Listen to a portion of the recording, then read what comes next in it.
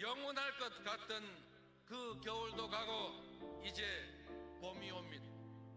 더 아름답고 더 따스한 봄을 우리의 두 손을 함께 잡고 함께 만들어 갑시다. 희망의 대한민국 바로 우리의 손으로 확실하게 만들어 갑시다. 여러분 고맙습니다.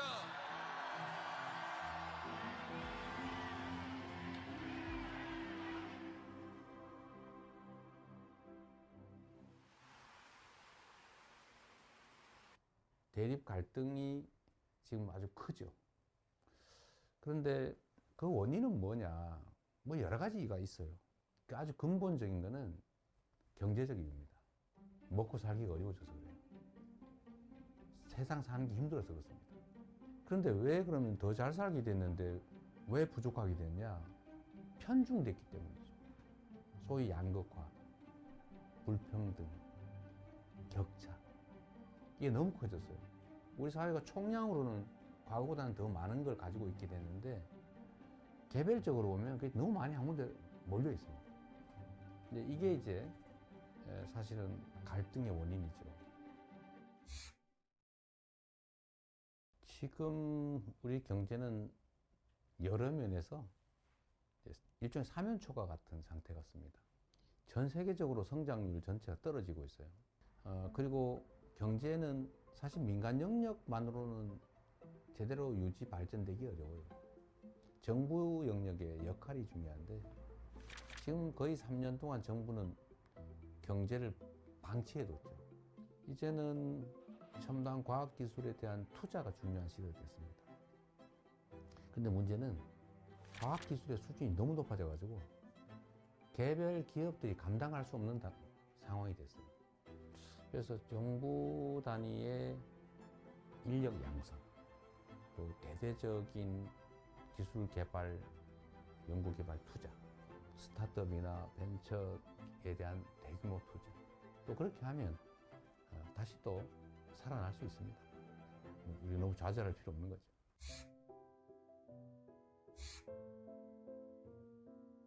먹고 사는 문제가 가장 중요하다. 이거는 사실은 매우 기능적이고 물질적인 거예요. 고통스럽게 살지 않게 해줘야 한다. 잘 산다라고 하는 건 좀 달라요. 잘사니즘이라고 하면 좀 더 가치지향적이고 좀 정신적이고 고통 없는 삶을 넘어선 더 행복한 삶을 살 수 있는 세상을 만들자. 그런 거라고 봐주시면 되겠어요. 민생 살리는데 색깔이 무슨 의미입니까?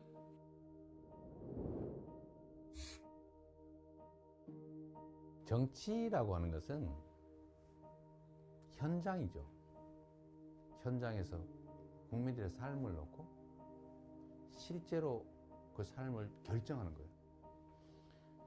그게 빨간색이냐 파란색이냐 아니면 어떤 방법이 정책이 누구의 생각에서 시작된 것이냐 그건 특별한 의미가 없죠.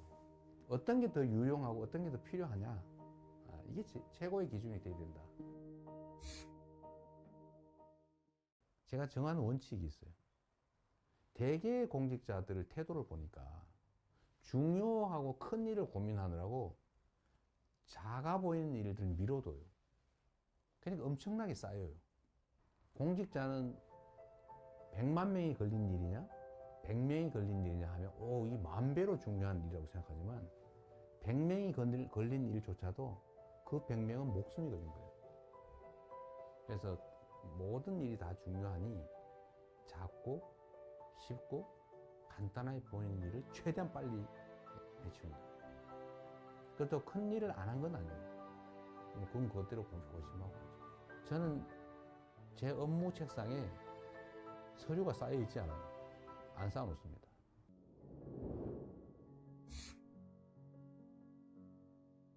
재난이나 아니면 사회적 위기 때 피해를 입는 것은 힘겹고 못 살고 어려운 사람 순이에요.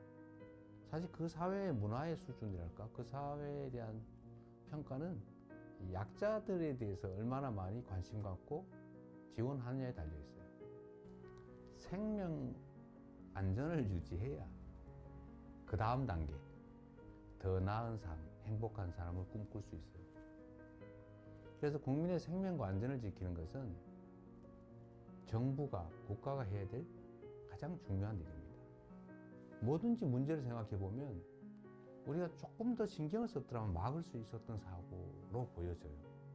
누가 얼마나 체계적으로 신속하게 대응하느냐에 따라서 피해는 매우 적을 수도 있어요.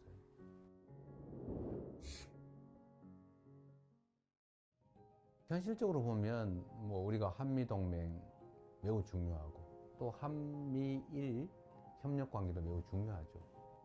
그 속에 일관되는 원칙은 대한민국의 국익이 최우선이다. 거기에 따라 판단하면 되겠죠. 경쟁할 영역은 경쟁하고 협력할 영역은 협력하고 또 서로 갈등할 영역은 잘 조정하는 거죠. 특히 이제는 국가 간 경쟁이 사실 기업 간 경쟁과 거의 같아졌습니다. 그래서 기업과 정부의 역할 분담, 협력이 정말로 중요해요. 특히 국제 경쟁에서는 반드시 필요한 부분입니다.